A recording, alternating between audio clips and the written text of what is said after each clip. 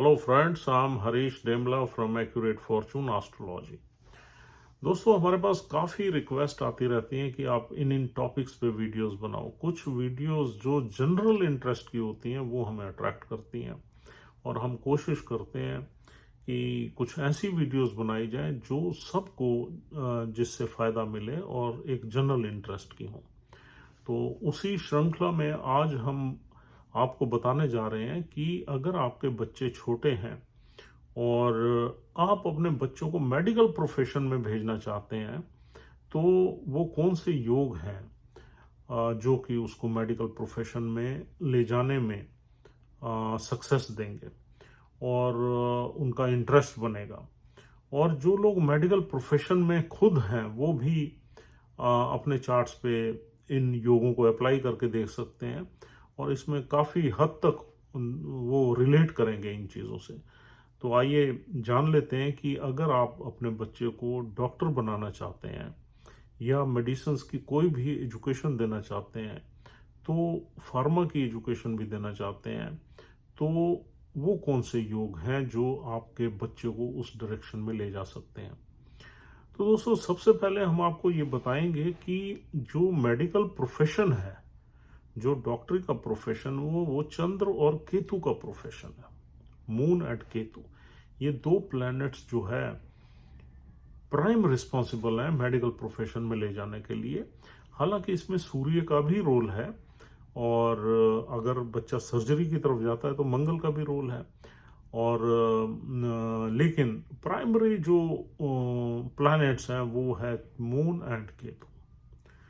और अब देखिए, मून आपका अगर किसी केतु के नक्षत्र में है या केतु मून के नक्षत्र में है तो आपके बच्चे का इंक्लिनेशन मेडिकल लाइन में, मेडिकल प्रोफेशन में हो सकता है।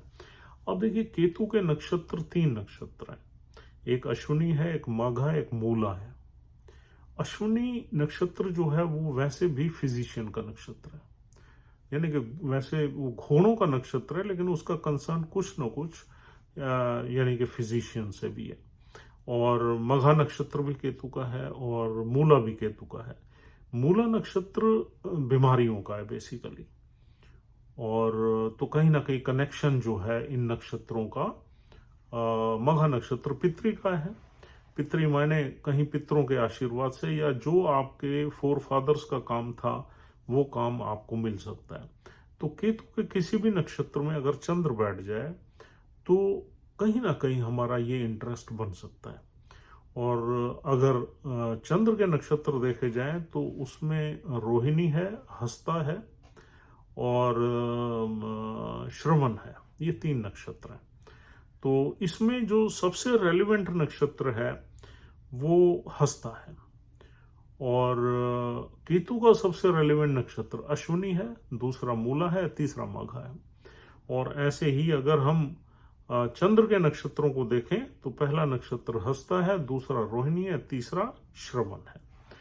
तो इन नक्षत्रों में अगर चंद्र के नक्षत्र, किसी भी नक्षत्र में केतु बैठ जाए या केतु किसी भी चंद्र के नक्षत्र में बैठ जाए तो यहाँ पर ये मेडिकल प्रोफेशन की तरफ बच्चे को ले जा सकते हैं। इसमें आपका पंचम भाव जो है, जो कि पर्टिकुलरली ग्रेजुएशन का भाव है, एमबीबीएस का भाव है, वो भी मजबूत होना चाहिए और बच्चा इंटेलिजेंट होना चाहिए। चौथा घर और पांचवा घर, चौथा घर हमारी एजुकेशन का, नॉर्मल एजुकेशन का, पांचवा घर ग्रेजुएशन का, ये दोनों भाव भी अच्छे होने चाहिए। और जो मेडिकल प्रोफेशन है वो छठे और 8वें घर से चलता है। अगर ये प्लैनेट्स आपके छठे और 8वें घर में पड़े हुए हैं तो घबराने की कोई बात नहीं है, यानी कि ये प्रोफेशन ही छठे और 8वें घर का ही है। और तो थोड़ा सा ये भाव हमारे एक्टिव रहते हैं और कभी कभी इन भावों से हमें खुद को भी कुछ बीमारियों को फेस करना पड़ता है। और मेडिकल प्रोफेशन में जो भी लोग होते हैं वो खुद भी कुछ न कुछ 1-2 बीमारियों से ग्रसित रहते हैं। नॉर्मली ये ट्रेंड रहता है बिकॉज छठे और 8वां घर हमारा बड़ा एक्टिव होता है, वहां से खुद को भी कुछ न कुछ प्रॉब्लम्स होने की संभावना बनी रहती है। अब देखिए, डिस्पाइट इट के वो डॉक्टर्स हैं, फिर भी मतलब वो तो भाग्य में जो चीजें लिखी है वो तो मिलनी है।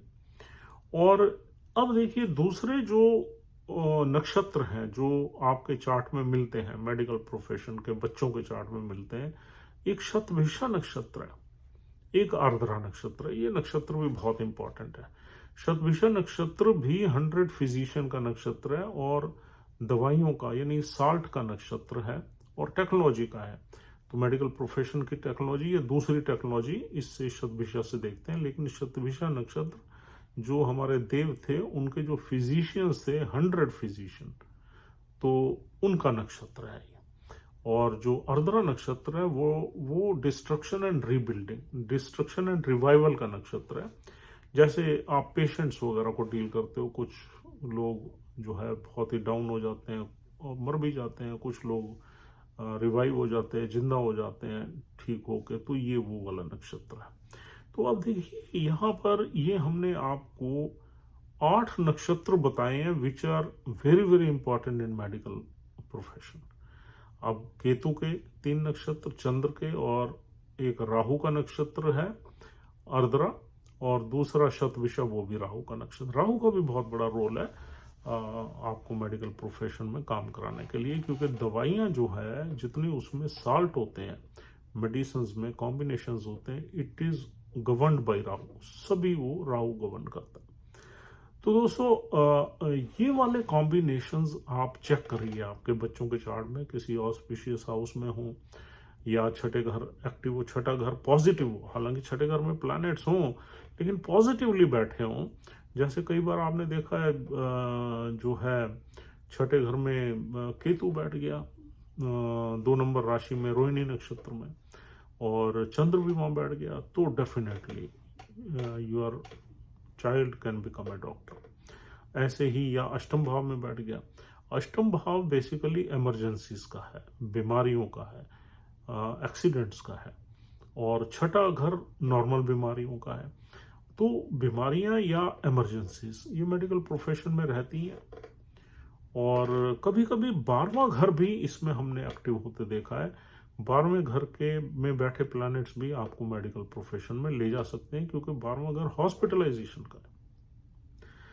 अब देखते हैं यहाँ पर आपको जो मेडिकल प्रोफेशन में आप क्या सर्जरीज की तरफ जाओगे या नॉर्मल, ये उसमें वो बहुत लंबा टॉपिक हो जाएगा। लेकिन हम अगर मंगल आपका बहुत बढ़िया है तो आप एक अच्छे सर्जन बन सकते हैं, और अगर आपका बुध बहुत अच्छा है तो आप एडवाइजरी में आ सकते हैं, आप एक कंसल्टेंट बन सकते हैं।